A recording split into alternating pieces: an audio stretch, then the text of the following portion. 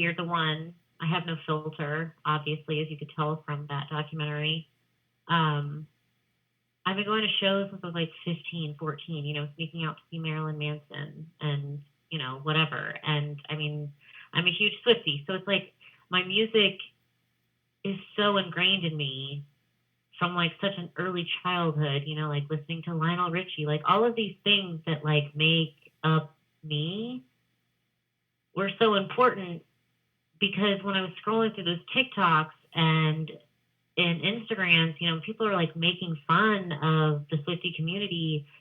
It really didn't sit well with me. Like these people thought that they were going to have a fair fight against Swifties, and like people were cheering each other on. I was like, people were getting tickets. I don't know if y'all remember that day, but people were like, you're going to get them. It's going to be okay. Like, just hang tight. They're going to bring back the servers.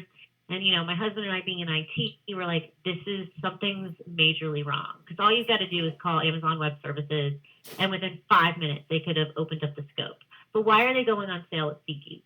So then that's kind of like, I guess my tech mind and, my husband's brain in conjunction with that, who's the one who's, ultimately got the tickets. Because I did not get tickets. To be completely transparent, I didn't get tickets, but I had spent thousands of dollars on merchandise. I was completely obsessed with Taylor Swift. There was no stopping me from, I had Loverfest ticket. Like when that was canceled, I was devastated. I understood why, but like there was no doubt in my mind. I had bought all the merchandise. I had, followed the instructions that Ticketmaster had provided. And what ended up happening was my husband, who bought the tickets out from under me, said, fuck it, I'm getting on my phone. I'm turning off my Wi-Fi. I'm putting it in on incognito mode. And bam, he got the tickets. So right then is when I was like, there's something wrong. And, there was a lot of like young girls, I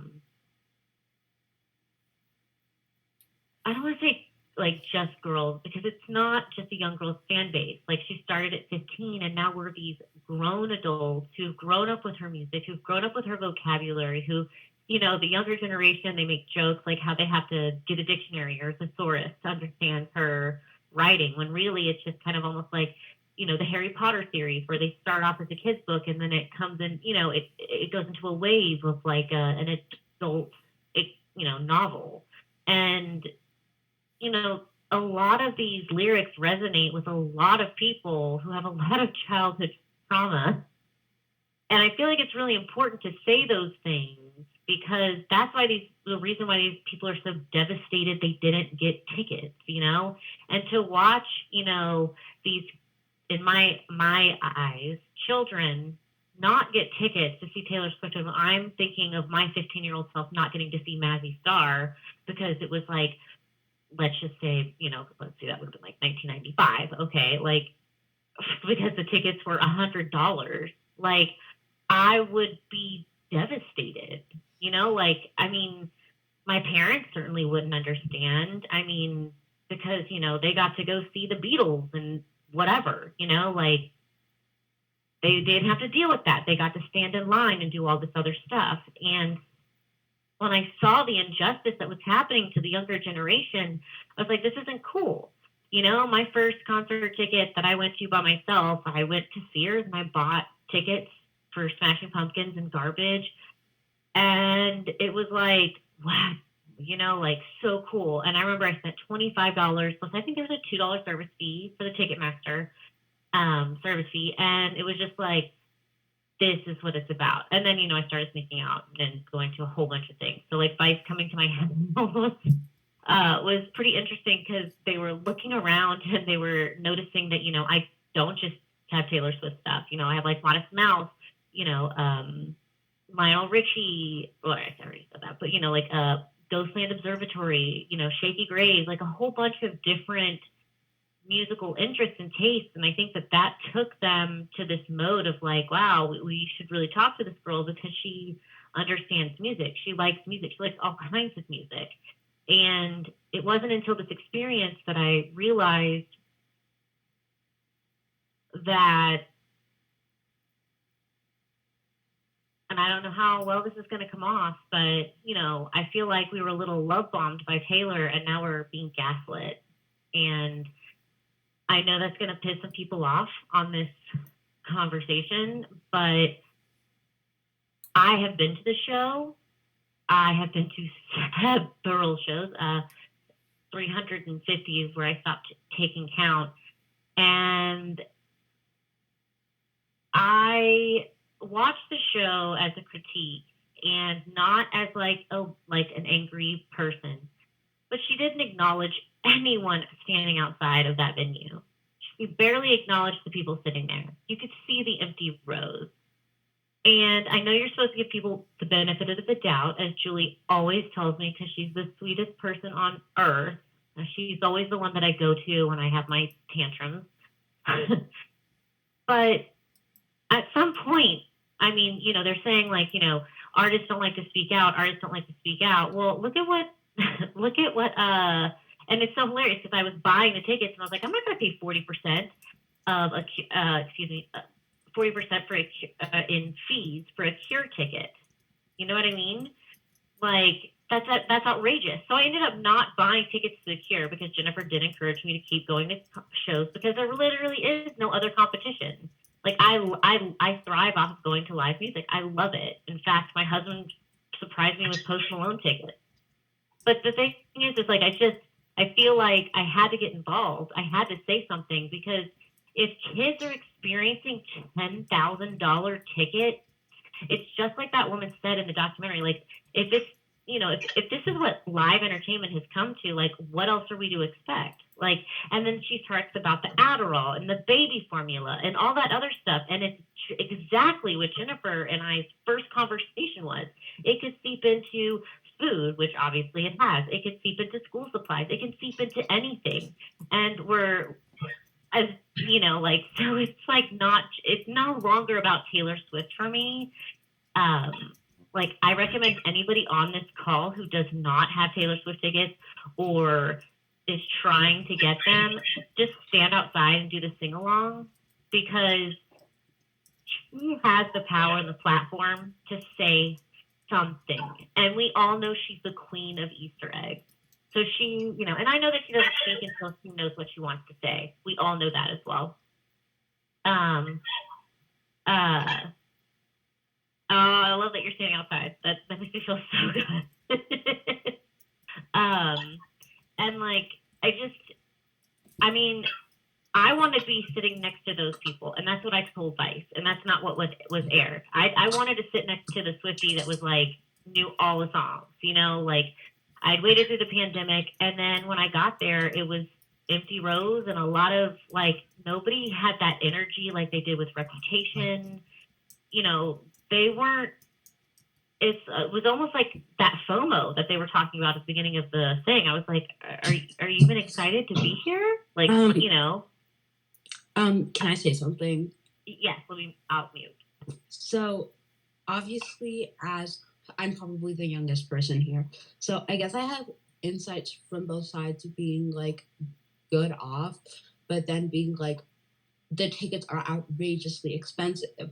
They cost $50. They are being resold for like $1,500 each, and it's really bad. So, and like obviously, I guess she hasn't made any statements about what's going on in the world right now. Like not just the whole Ticketmaster thing, but with Maddie Healy too, and like which was, I mean, obviously they've probably broken up by now, but like I don't think she wasn't blissfully unaware. I completely agree with that, and the one thing I will say is like the Maddie Healy thing, it happened on my okay, so here's how I feel about the Maddie Healy thing.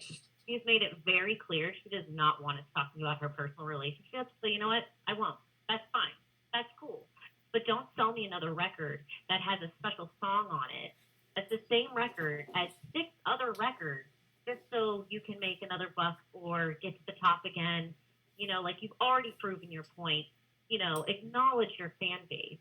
Do something. Say something. And for I'm going to say it. For fuck's sake, speak now. Like, I'm going to use her own words against her because the Maddie Healy thing was disgusting. I mean, you know, but at the same time, like we were told very explicitly, like don't talk about her dating life, don't do that. So I took that and I put it aside. And the reason I got so upset with Taylor was because of that. What was that? It wasn't the new Karma one. It was the oh shoot, what was that last one she just really the my beating pulse. I haven't even listened to it. I haven't listened to You're losing me. You're losing me. I'm like, why do we have to buy another album? Like you've already broken them all. Unless she's gonna retire, which is I'm honestly fine with me at this point. Like you've done it. My biggest frustration with her is that, and maybe it's just my frustration with the United States in general, but is Taylor champions herself as someone who is meant to be so connected to her fans, and she loves touring because it gives her that chance to connect. And even during the tour, like at the show, she says, the pandemic took that away from me. I was so worried that I was never going to be able to connect with you again, so I wanted to produce as much music as possible, you know? But then she sits back and is complacent on all of these issues. And I think the biggest thing that she is missing, and everybody in the corporate world is missing, is that all of these resale prices on top of how difficult it was to get tickets, because I was a person that never signed up for Verified Fan. I was going to go straight through general public. I didn't feel like fighting everybody for pre-sale. I don't really generally like going through pre-sale. I'll get what tickets are left at the end, because there are other people that are more dedicated to being a fan and part of a fan base than I am. But the fact is, you know, there's no reason that an affordable $49 ticket should have been sold on the day of the performance, unannounced by Ticketmaster and incredibly difficult to get, and then released on StubHub for thousands of dollars. But like, it's enabling systematic racism in our country. We like to say in this country that racism doesn't exist anymore. Like we're equal as a country, but we're not. A large majority of our people in this country that are poor and underprivileged are minority communities and people that don't have these opportunities. So why did a $49 ticket that could have been bought by someone who could afford that, why is that now being sold to someone who can spend thousands of dollars on it? I completely agree with everything you just said. Everything you just said. And I did say that to Vice. Well, not in such a, you know, because I mean, this is before, but, and it seemed like you almost kind of glossed over it, but I think what's really important to remember here is there was no general sale. That's how bad this was. People keep talking about how they didn't get tickets, how secondary markets are screwing them over, and all this other stuff, and Ticketmaster is to blame. Ticketmaster is to blame. We did not get a general sale. You didn't have to sign up. You're absolutely right. Why fight for it? Why stand it? You know, like why use your whole day? I'll just wait for the general sale. It'll be fine. I'll get some nosebleeds. You know, it'll be great. Or maybe I'll even get some floor seats that somebody didn't buy, right? But you didn't get that opportunity. And that's where I think that when people say Ticketmaster is like not, you can't blame Ticketmaster. That's why I was like, yes, you can. They gave out too many sale codes. And on top of that, the boss got them. So like, in addition to the systematic racism, you're also like negating the fact that just general people couldn't go buy these tickets, which is not fair at all. Just your regular Joe Schmo who couldn't take the work day. Like how we just heard, you know, you're in a ballroom or someone was in a ballroom, they were doing their dancing, they're having their friends, you know, look at the thing, the queue's freaking out. You're focused on work or dancing or doing whatever, and you're getting screwed on the other end because you've promised your 10-year-old or your inner 10-year-old self that you're going to go to this show. And that didn't happen. Okay. So I guess like, and I know people who were so dedicated and didn't get tickets. Like my favorite teacher, who obviously I'm on summer break, so I'll probably never see again unless I go there. So I would go south. But my favorite teacher, I was not there that day because I was on a trip. But my favorite teacher, she was talking about how like she was on Ticketmaster the whole day, and every time somebody came up to her desk, she would be like, "Go away! I'm trying to get Taylor Swift tickets." And I guess like you shouldn't have to do that to get Taylor Swift tickets. Like that's fucked up. But like you promised your 11-year-old that they're going to be able to go to Taylor Swift. You shouldn't have to put your life on hold Right. because a Megalodon company can't get their shit together respectfully. Like, there is no reason that what happened should have happened. There's no reason it should still be happening. And the Yet fact of it's the matter, it's a huge safety concern. Like, I'm all for everybody tailgating, but that's such a huge safety concern in this day and age, especially in the United States. It's extremely terrifying to go stand outside that venue with thousands of other people. You know, security's there, but they can only do so much if something catastrophic were to happen. There are crazy people everywhere in this world. And to me, it's just absolutely nuts how Taylor's just reveling in being a capitalistic, like, profiteer on all of it. Like, her merch sales are insane.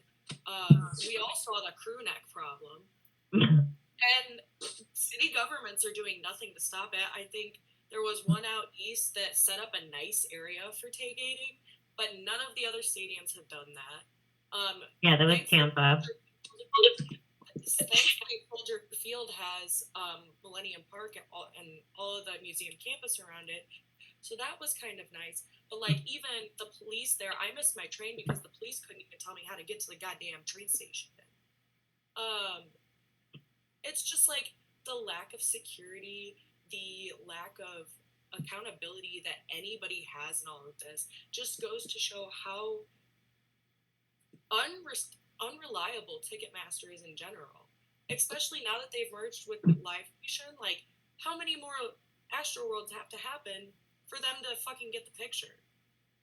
And so I went to Tampa, and like I gotta say, they did a fucking amazing job at tailgating.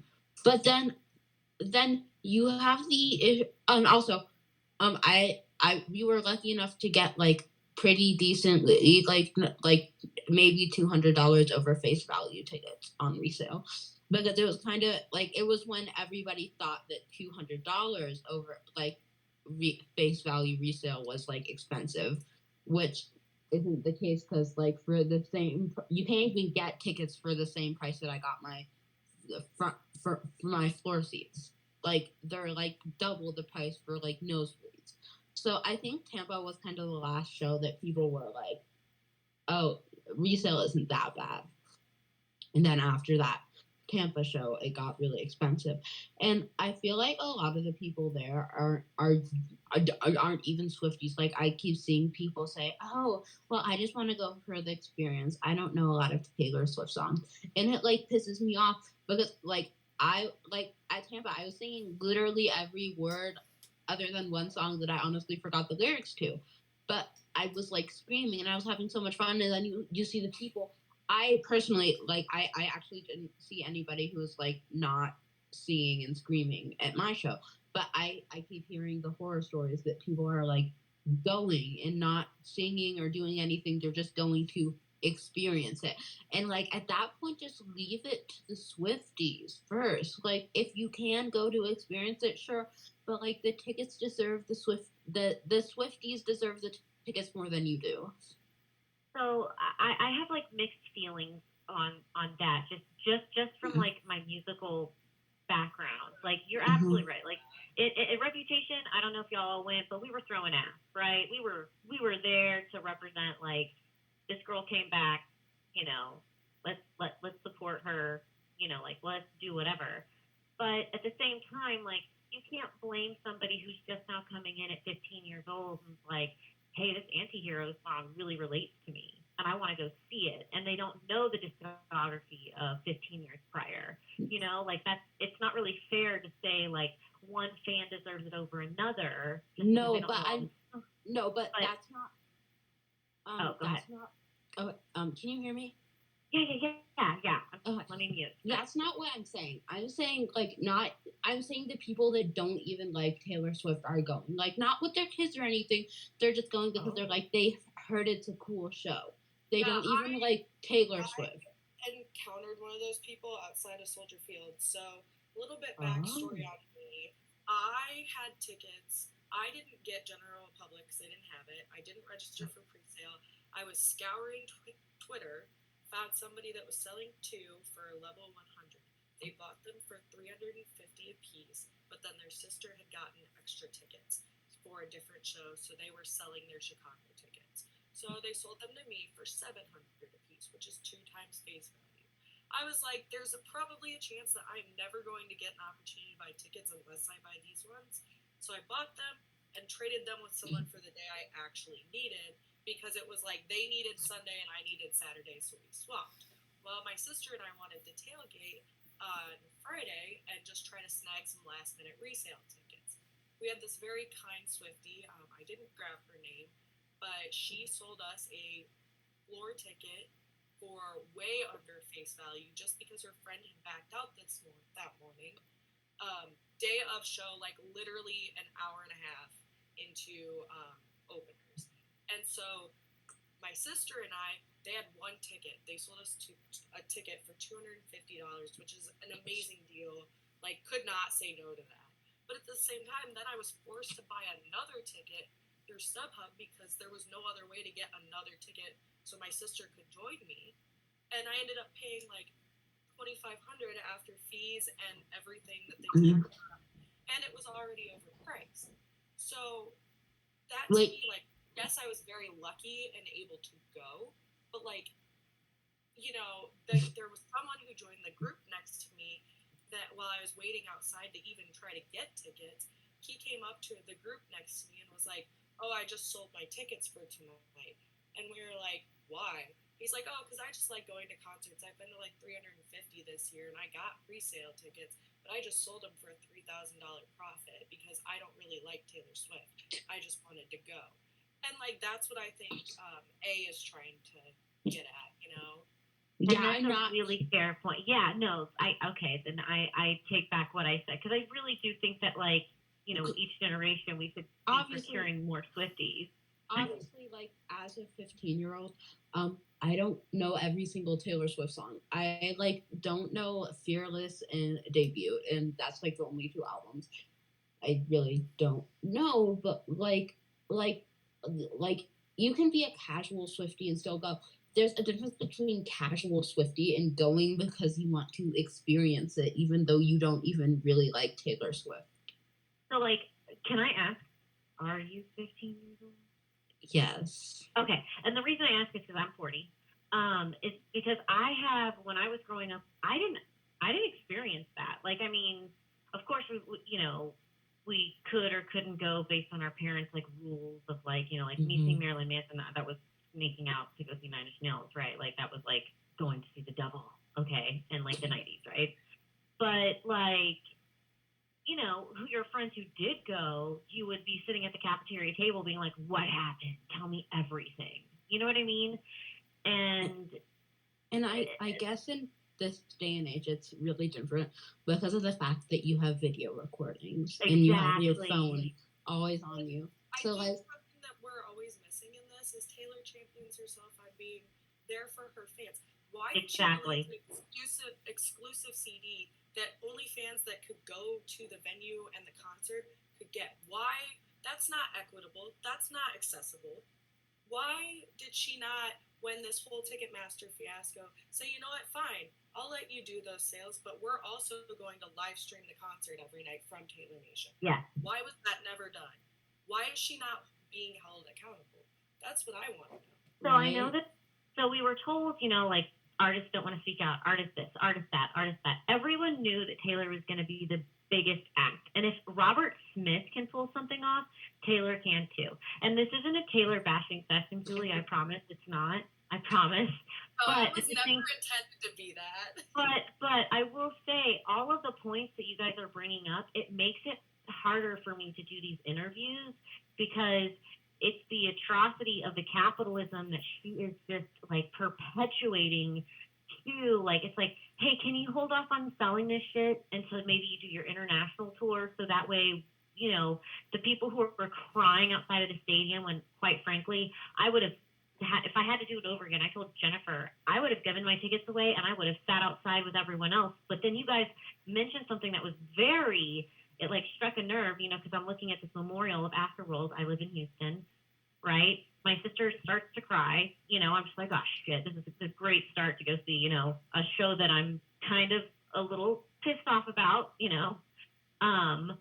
and then, I'm watching these people trying to buy tickets outside, and it's so crazy, and there's so many pictures being taken, and all I can think of is like an Ariana Grande experience, like, oh God, like anybody could come here at any moment and just wreak havoc, and Yeah. so that's why it's like, I tell people, do the sing along, don't pay the money. But at the same time, what protection do they have? You couldn't even get an officer to tell you where to go or anything like that. And she's not saying anything. She just keeps selling more shit.